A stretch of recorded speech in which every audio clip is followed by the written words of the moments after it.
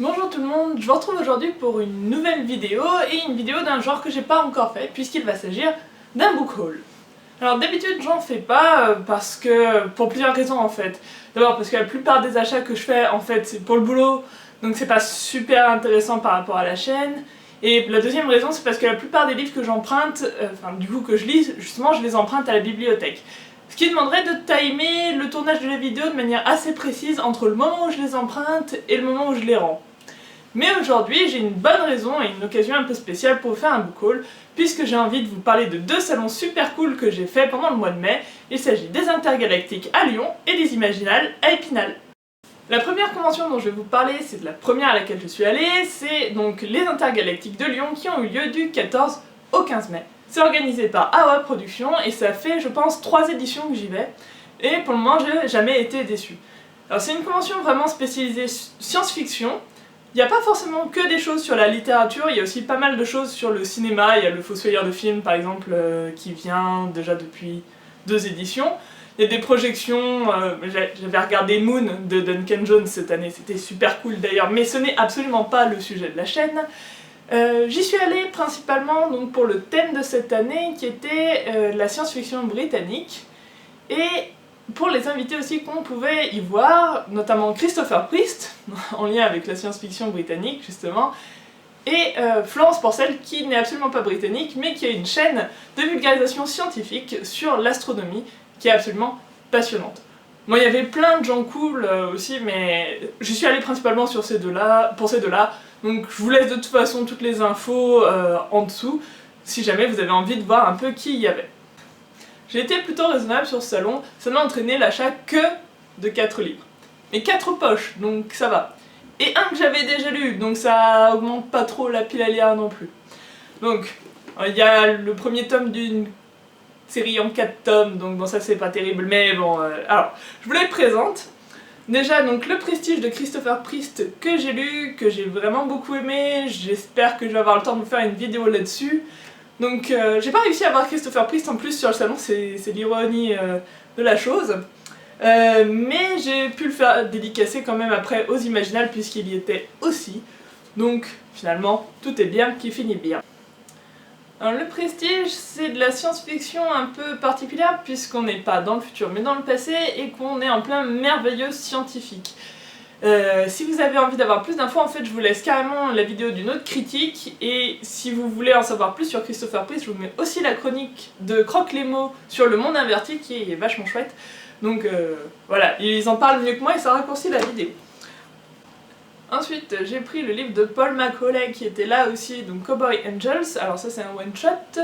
C'est aussi de la rétro SF quelque part puisque ça se passe en 1966. On a plusieurs uchronies en fait qui sont reliées par des sortes de portails.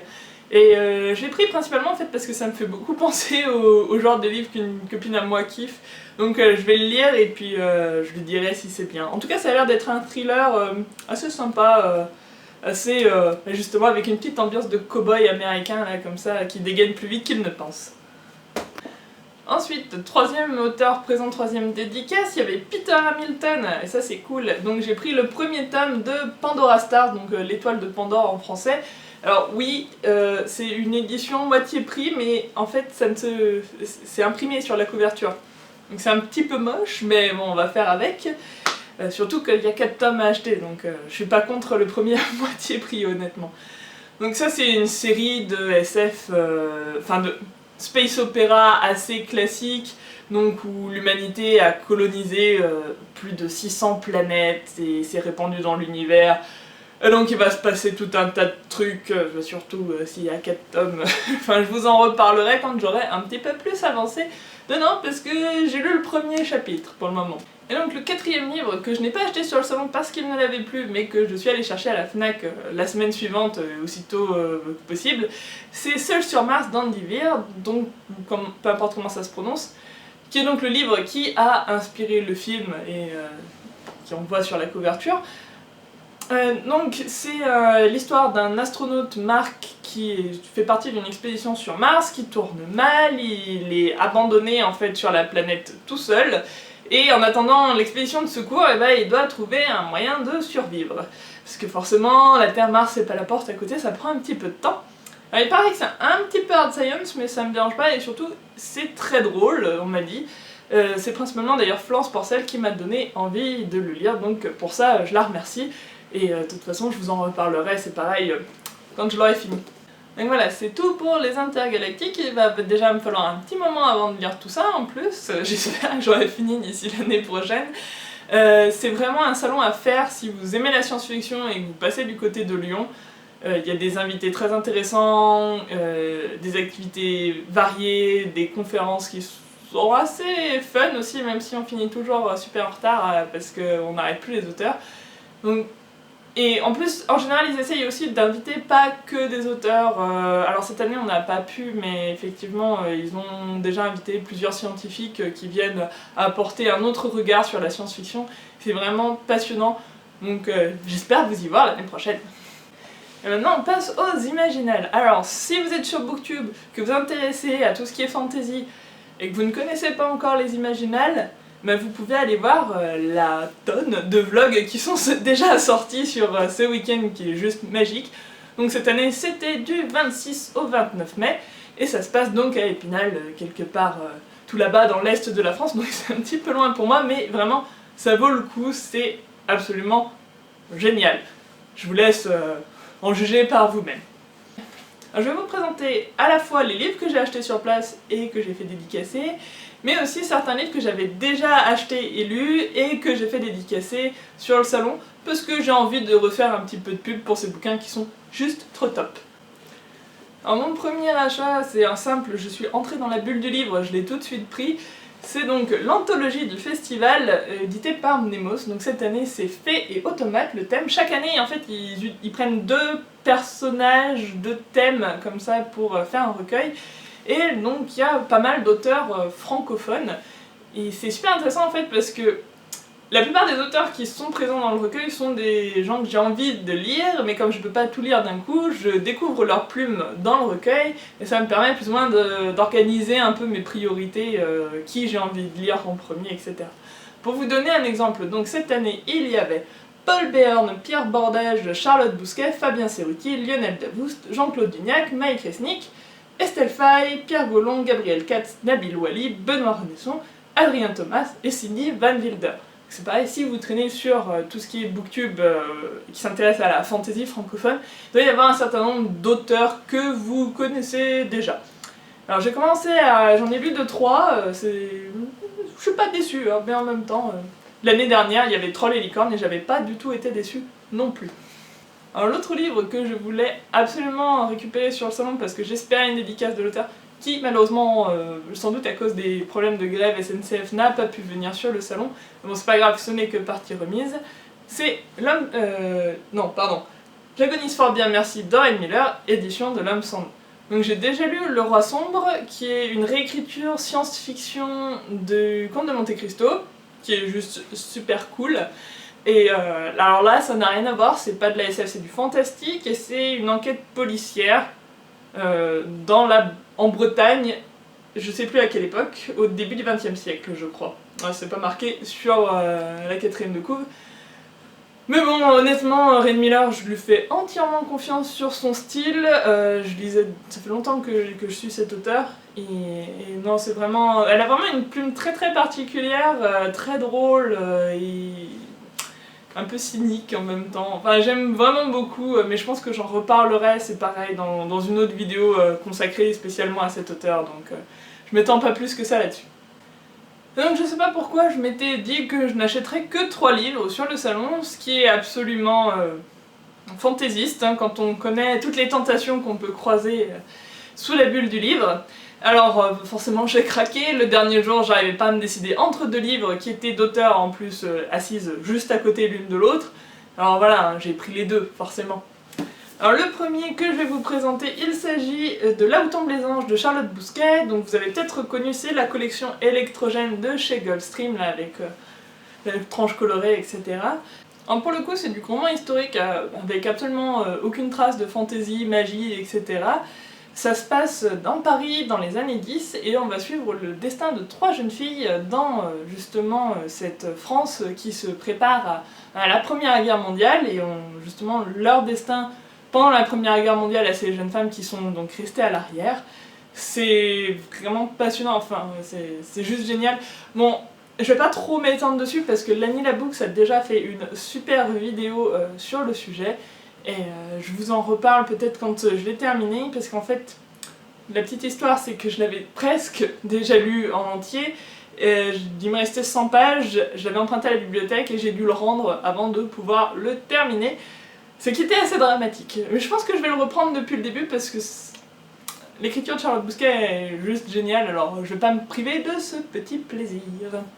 Et donc la deuxième tentation à laquelle j'ai cédé, parce que c'est une auteure que j'adore énormément, alors c'est pas forcément très malin parce qu'en fait, j'ai lu, mais je n'ai pas acheté les 2 premiers tomes de sa trilogie, mais je réparerai cette erreur à un autre moment.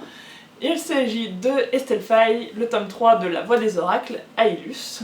Donc, puisque la bibliothèque n'a pas encore le tome 3, et c'est juste pas possible d'attendre pour le lire qu'il l'achète parce qu'il y a un énorme cliffhanger à la fin du tome 2 quand même, genre un bon gros cliffhanger.